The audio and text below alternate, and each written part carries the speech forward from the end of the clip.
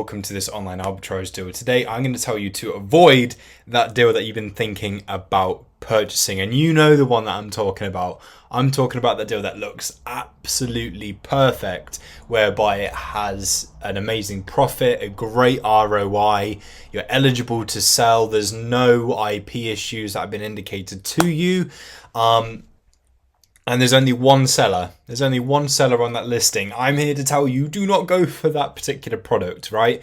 So I'm going to give you all the reasoning as to why and what to look out for typically in terms of competition when you are deciding what deal you want to go ahead with on Amazon. Right, so I know that initially it might seem amazing. Wow, there's only one person on that listing. You know, it's not going to be hard to make sales when there's only one competitor. Now, I get it, but don't go for that listing, okay? There's a number of reasons as to why. So let's start off with the obvious, right? The seller that's on there, it could be a private label listing, and typically it will be when there is only one, right? Private label listing, someone's unique bundle, something like that. It could be a listing where it is purely Amazon and that's it, right? In the case of it being, you know, just Amazon on their own, you think, why don't I just join them? Well, take a look at the buy box possession rates first. If Amazon have had a 100% hold over it, even 99%, then, you know, chances are there's not really much point in joining that listing because Amazon have got a lock on that product, right? So that's why people have probably seen that and avoided it, because what's the point? They're not going to make really any sales on the item unless they join it and, you know, hope that they are picked individually to buy from. But most of the time it will be, as I say, a private label listing, you know, whereby it's someone's own product, you know, they've got a patent, someone's unique bundle, something like that, you know, where it is exclusive to them and only them.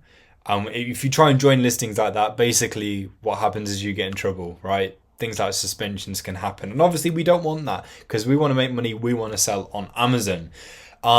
If it's not the case that it is a private label listing or something like I've previously mentioned, it could be that there is actually an IP issue on that product. So maybe it could be that the IP radar on your deal analysis tool is saying, you know, there could be, it's flagging up as orange or something, or even if it is green, but, you know, historically, there's been a lot of IP issues with that product. You know, it could be that sellers made the mistake of actually going ahead with that product, you know, not aware that there has been a dodgy history with that product. I mean, if you look at charts and things and you see major inconsistencies in terms of sellers that have been on that listing, where at one point there's 30, the next minute there's like 2, 29, 3, 32, 1. You know, if you see major inconsistencies like that, it is an indicator as to something that is absolutely major occurring on that listing. And it will most of the time be something to do with IP, right? That would be a major deterrent for sellers not to join that listing. Other contributing factors could be that, you know, it's just been one of them listings that fluctuates massively, where it's really popular at one point, then it just falls flat on its face, and it's really popular, then it falls flat on its face, or it does okay, then it falls flat on its face, like that. It doesn't have a period of time where it, you know, sits at a kind of like at a happy median, and then it just, you know, drifts away, then it goes back to that point for a period of time. It's actually very, you know, up, down, up, down, up, down, up, down. And you don't want that, because it means that you could join that listing thinking that you would sell it at a certain price, or it, you know, it will sell this amount, but actually it then falls flat and you don't get that. You sell it for a lot less, you might sell it for a loss, or, you know, you really struggle to make sales in it, then you just have to get rid of it by whatever means necessary, and that could be for your break even or for a loss, which sucks for you, and we don't want that.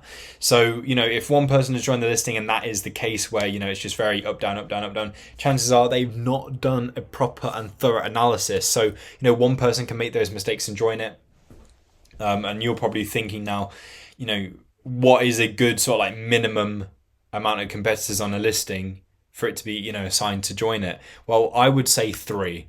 And when you look at what other sellers say as well, when you ask this kind of question, it kind of averages out to about 3, right?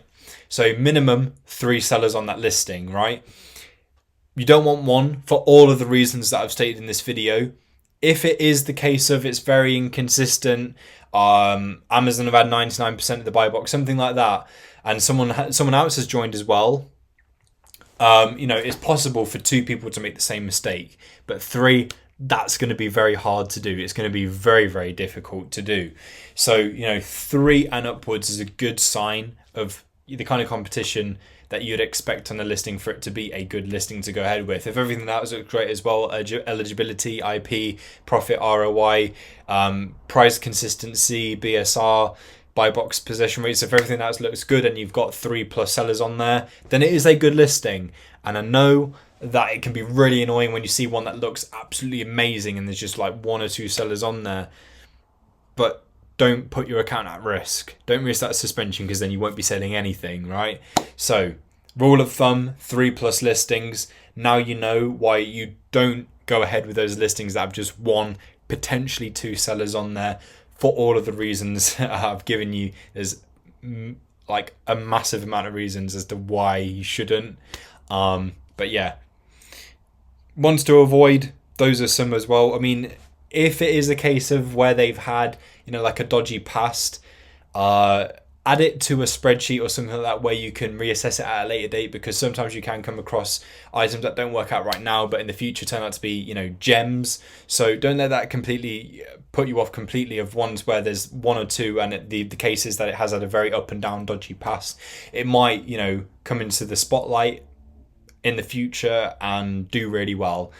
Add it to a spreadsheet, come back to it at a later date, and then see what you think, see what you assess. But yeah, hopefully this video has been useful. Thank you for watching, and I'll catch you soon.